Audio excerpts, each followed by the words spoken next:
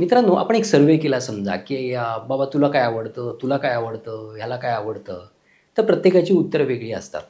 कुणाला गाणं आवडत असतं, संगीत आवडत असतं, कुणाला फिरायला आवडत असतं, कुणाला वेगवेगळ्या ठिकाणी जायला आवडत असतं, कुणाला छान लिहायला आवडत असतं, कुणाला पुस्तकं वाचायला आवडत असतं. परंतु त्याबरोबर काही जणांना मस्त चवीनं खायला पण आवडत असतं. चवीने खाणार त्याला देव देणार किंवा साखर खाणार त्याला देव देणार, ह्या अशा आपण म्हणी ऐकतच असतो. परंतु हे चवीनं का खाल्लं जातं? तर आपल्या जिभेचा त्यात भाग असतो. जिव्हा लवले असतं आणि हे जिभे म्हणजे अन्न आपण तोंडात टाकलं, त्याच्यानंतर आपण काय करतो तर ते चावून आपण त्याचा आस्वाद घेत असतो. चावल्यानंतर त्याची चव व्यवस्थित एक्सप्लोर होत असते. हे एक्सप्लोर का होते? कारण तुम्ही जेव्हा चावता त्याच्यामध्ये लाळ मिक्स होते, ज्याला आयुर्वेदामध्ये बोधक कफ असं म्हणतात. बोधक कफाचं म्हणजे काय? बोधनात रसना स्थायी असं म्हटलेलं आहे. म्हणजे तुम्हाला या चवीचं ज्ञान करून देण्यासाठी तुमच्या तोंडातली लाळ ही अतिशय महत्त्वाची असते आणि त्याबरोबर ह्या लाळेमध्ये ह्या लाळेचं मिश्रण तुम्ही खाल्लेल्या, चावलेल्या अन्नामध्ये मिश्र होण्यासाठी आणखी एक गोष्ट आवश्यक असते. त्याचे छोटे-छोटे तुकडे करण्यासाठी आवश्यक असलेला आपल्या तोंडातला भाग म्हणजे दात. ह्याला रुचक अस्ती असं म्हणतात. कारण हे तुमच्या अन्नाला रोचन किंवा चव, रुची देतात म्हणून. आता हे दात जर व्यवस्थित नसतील, तर तुमच्या शरीरातल्या जी-आय-टीचं किंवा अन्न-वस्त्रोत्तसाचं आरोग्य हे बिघडलंच म्हणून समजा. त्याच्यामुळे रुचक असते किंवा दात हे व्यवस्थित असणं हे अतिशय महत्त्वाचं आहे. मग त्यासाठी आपण काय करायचं? ह्या दातांचं आरोग्य जर आपल्याला चांगलं ठेवायचं असेल, अगदी म्हातारपणापर्यंत आपले दात हलू नये असं वाटत असेल, तर आपण काय करू शकतो? हे आपण पाहणार आहोत.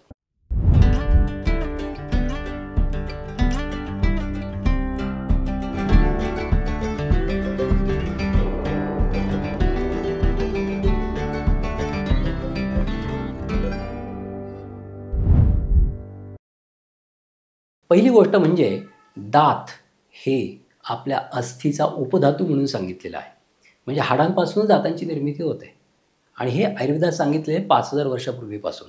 आपल्याला माहिती आहे की आपली हाडं ही कॅल्शियमची बनलेली आहेत. आपल्या दातामध्ये पण कॅल्शियम आहे. ह्या सगळ्या गोष्टी आत्ता सिद्ध झाल्यात. परंतु हे तेव्हापासून आपल्याला माहीत होतं. कारण आपल्या शरीरामध्ये 7 धातू असतात. रस, रक्त, मांस, मेद, अस्थी. म्हणजे अस्थी जो आहे तो आपला 5वा धातू आहे. आणि या 5व्या धातूपासून जो उपधातू निर्माण होतो, म्हणजे त्याचा सबधातू, जसं मुख्यमंत्री आणि उपमुख्यमंत्री असतं ना, तसं. म्हणजे ह्या धातूचा, अस्थी धातूचा जो कोणी उपधातू आहे, तो म्हणजे दात. आता कोणत्याही धातूमध्ये कॅल्शियम नसतं. फक्त हाडामध्ये कॅल्शियम असतं आणि ते उतरतं ज्या गोष्टीमध्ये, ती गोष्ट म्हणजे दात. त्यामुळे दातांना हाडाचा उपधातू म्हटलंय. ही हाडं जर मजबूत असतील, तर दात मजबूत असतील. आता जी कवटी असते त्याच्यामध्ये त्या कवटीच्या खालच्या मॅन्डिबलमध्ये ज्या खाचा असतात, त्या हाडांच्याच खाचा असतात आणि त्याच्यामध्ये मोठे-मोठे दात बसवलेले असतात. तुम्ही एखाद्या स्कलचा फोटो वगैरे पाहिला असेल, त्याच्यात तुमच्या ते लक्षात येईल. आणि हे बसवल्यामुळे आणि त्याच्यानंतर हे हलत असतात थोडे-थोडे दात. त्याच्यानंतर त्याच्यावर असतात हिरड्या, ज्याला गम्स म्हणतो आपण. ह्या गम चांगल्या असतील, तर आपले दात सुदृढ असतात, हलत नाही. आता ह्या गम्स ज्या बनलेल्या असतात, त्या मांसापासून बनलेल्या असतात आणि त्याची जर स्ट्रेंथ चांगली असेल, तर तुमचे दात पण चांगले राहू शकतात. मग यासाठी आपले दात जर चांगले राहावे असं वाटत असेल, तर काही गोष्टी महत्त्वाच्या आहेत. पहिली गोष्ट म्हणजे तुमच्या शरीरामध्ये असणारी हाडं ती सुदृढ पाहिजेत. त्याच्यामध्ये जाणारं कॅल्शियम योग्य प्रमाणात पाहिजेत, जेणेकरून तुमचे दात सुदृढ राहतील. दुसरी गोष्ट, तुमच्या शरीरातले मसल्स, जिथे-जिथे मसल्स आहेत त्या स्ट्राँग पाहिजेत, त्याची स्ट्रेंथ चांगली पाहिजे. आणि जर त्या चांगल्या असतील, तर तुमच्या हिरड्यांचं पण आरोग्य चांगलं राहू शकतं. हिरड्यांचा ढिलेपणा कमी होऊ शकतो. मग तुमच्या हिरड्यांचं आरोग्य चांगलं राहावं असं वाटत असेल, तर शरीरातले मसल चांगल्या झाल्या पाहिजेत आणि हिरड्या चांगल्या झाल्या पाहिजेत. यासाठी तुमचे दात जर वृद्धापकाळापर्यंत चांगले राहावे असं वाटत असेल, तर हिरड्यांचं आरोग्य, तुमच्या हाडांचं आरोग्य आणि दाताचं आरोग्य हे फार महत्त्वाचं आहे. त्यासाठी करायचं काय पण? तर हाडांचं आरोग्य राखण्यासाठी काही गोष्टी महत्त्वाच्या आहेत. मी त्या तुम्हाला सांगतो.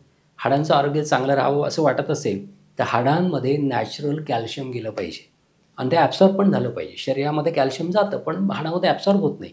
त्यामुळे ते रक्तामध्ये, सिरममध्ये साठून राहतं. मग त्याचा उपयोग नसतो काही. यासाठी कोणतीही गोष्ट जी आपण खातो, ती टिश्यूमध्ये ॲब्सॉर्ब झाली पाहिजे, कधी महत्त्वाचं आहे आणि त्यासाठी असतो महत्त्वाचा अग्नी. मागच्या व्हिडिओमध्ये सुद्धा मी सांगितलं होतं, की अग्नी किती महत्त्वाचा आहे. कारण तुम्ही जे कॅल्शियम घेता, त्याचं ट्रान्सफॉर्मेशन, रूपांतरण होण्यासाठी हा अग्नी महत्त्वाचा असतो. तुम्ही कॅल्शियम खाल्लं आणि जर हाडामध्ये ॲब्सॉर्ब झालं नाही, तर हाडं पोरसच राहणार आहेत. ती झिजलेलीच राहणार आहेत. यासाठी आयुर्वेदामध्ये काही गोष्टी सांगितलेल्या आहेत. त्याच्यामध्ये पहिली गोष्ट म्हणजे डिंक, बाभळीचा डिंक. तो चांगला खरपूस भाजायचा तुपामध्ये, त्याची पावडर करायची. त्याच्यामध्ये मेथ्या घालायचा. मेथ्या कसा घालायचा, तर मेथ्या व्यवस्थित खरपूस भाजायचा, त्याची पावडर करायची, तो त्या डिंकामध्ये घालायचा. आणि त्याच्यामध्ये आणखी एक गोष्ट म्हणजे खारकेची पावडर. खारीक पण भाजून घेतली तरी चालेल, न भाजता जर कडक चांगली वाळलेली असेल तरी चालेल, त्याची पावडर घालायची. आणि हे सगळं मिश्रण दुधामध्ये घ्यायचं, जेणेकरून हाडांचं पोषण मिळण्यासाठी आवश्यक असणारं कॅल्शियम हाडामध्ये जातं. परंतु ते जाण्यासाठी जो मेडिएटर आहे, जो अग्नी आहे, त्याला वाढवण्याचं काम मेथ्या करत असतात. हा मेथ्या फार महत्त्वाचा आहे. त्याच्यामुळे हे मिश्रण ज्याच्यामध्ये जे असणारे न्यूट्रियंट्स आहेत, कॅल्शियम आहे, बाकीच्या सगळ्या गोष्टी आहेत, त्या हाडामध्ये रूपांतरित होण्यासाठी ह्या 3 गोष्टी महत्त्वाच्या आहेत. ह्या घ्या, तुमच्या हाडांचं आरोग्य चांगलं होईल आणि पर्यायाने दातांचं पण आरोग्य चांगलं होईल.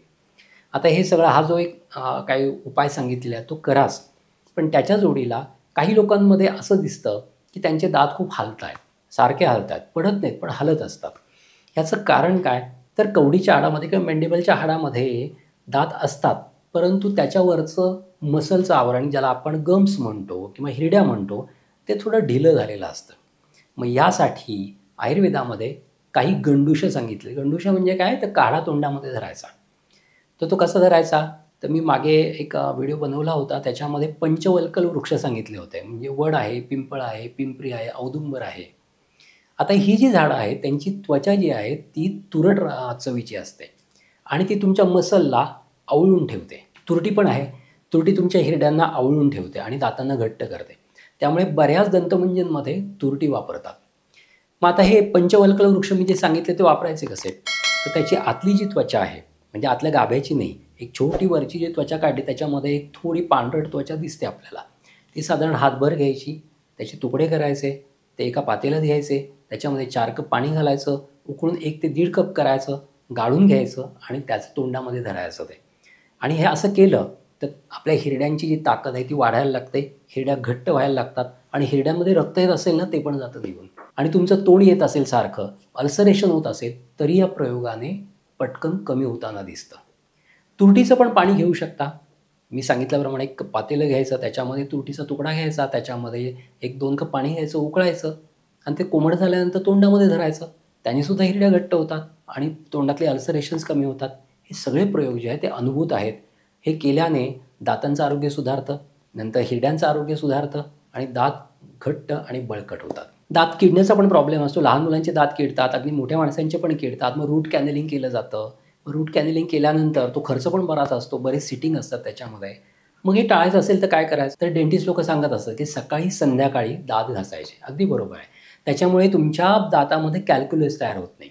कॅल्क्युलस म्हणजे काय, घट्ट असा एक पिवळट असा थर तयार होतो आणि तो घट्ट असतो, तो निघत नाही. मग त्याच्यासाठी डेंटिस्टकडे जाऊन परत ते काय म्हणतो ते खोदावं लागतं सगळं आणि ते काढावं लागतं सगळं. मग यासाठी जर आपण सकाळी आणि संध्याकाळी दात घासले तर त्याचा नक्कीच चांगला फायदा होतो. आणखी पण अशा गोष्टी आहेत की ज्या ह्या टूथपेस्टमध्ये बऱ्याच अशा प्राणीज गोष्टी वापरलेल्या आहेत. त्यामुळे बरेच जण सांगतात की टूथपेस्ट शक्यतो वापरू नका, दंतमंजनचाच उपयोग करा. तर दंतमंजनचा उपयोग करताना एक दंतमंजन तुम्हाला एक छान सिक्रेट दंतमंजन सांगतो, त्याचा उपयोग केला तर नक्कीच चांगला फायदा होतो. तर त्या दंतमंजनामध्ये पहिली गोष्ट आहे गेरू. गेरू चूर्ण 1 चमचा घाला. त्याच्यामध्ये त्रिकटू म्हणून मिळतं, म्हणजे सुंठ, मिरी आणि पिंपळी हे मिळून 1 चमचा त्याच्यामध्ये घाला. आणि त्याच्यानंतर त्याच्यामध्ये 1 चमचा बकुळ साल मिळते, बकुळ सालीचं पांढरं चूर्ण मिळतं, ते घाला. त्याच्यामध्ये बाभळीच्या सालीचं 1 चमचा चूर्ण घाला आणि त्याच्यामध्ये थोडा कापूर घाला.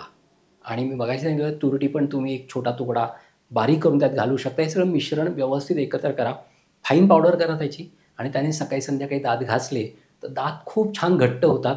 हिरड्यांचं आरोग्य सुधारतं, हिरड्यामधून रक्त येत असेल तर ते कमी होतं.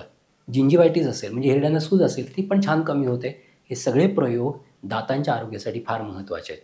मी आता काय सांगितलं, पोटातून पण औषध गेलं पाहिजे जेणेकरून दातांचं पोषण होईल, दातांना आवश्यक असणारं कॅल्शियम मिळेल आणि त्याच्याबरोबर हिरड्यांचं पण आरोग्य सुधारलं पाहिजे. या सगळ्या गोष्टी ज्या आहेत त्या मी आज तुम्हाला इथे सांगितलेल्या आहेत, त्या सगळ्या करून पहा. तुमच्या तोंडाचं आरोग्य, तुमच्या दाताचं आरोग्य, तुमच्या जिभेचं आरोग्य, तुमच्या ओठाचं आरोग्य, तुमच्या हिरड्यांचं आरोग्य या सगळ्या प्रयोगांमुळे खूप छान सुधारेल आणि त्यामुळे तुमच्या पोटाचं आरोग्य आणि अन्न व स्रोतसाचं आरोग्य हे पण छान होईल. हे सगळे प्रयोग करून पहा आणि त्याचा फायदा घ्या. पुन्हा भेटूयात एक नवा विषय घेऊन. तोपर्यंत स्वस्थ राहा, मस्त राहा. धन्यवाद.